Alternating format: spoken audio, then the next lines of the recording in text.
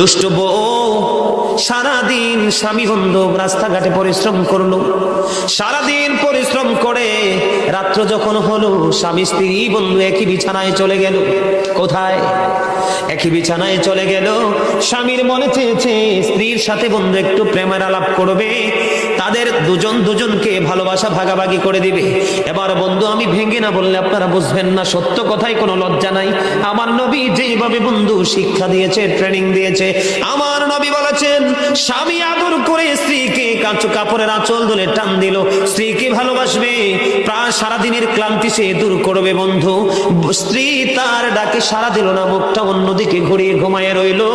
আমার নবী বলেছে ওই নারীর মতো হতভাগা কপাল পোড়া নারী আর কেউ নাই রে।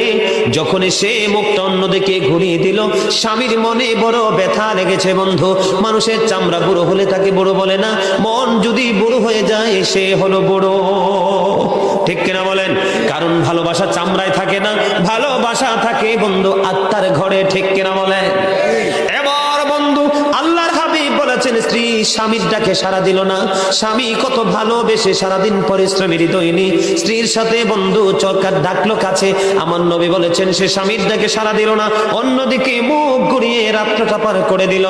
আল্লাহর হাবিব বলেছেন সারা রাত পর্যন্ত ওই লানতের ফেরেশতারা ওই মহিলাকে লানত দিয়েছে, অভিশাপ দিয়েছে। জোরে জোরে বলেন না নাউজুবিল্লাহ।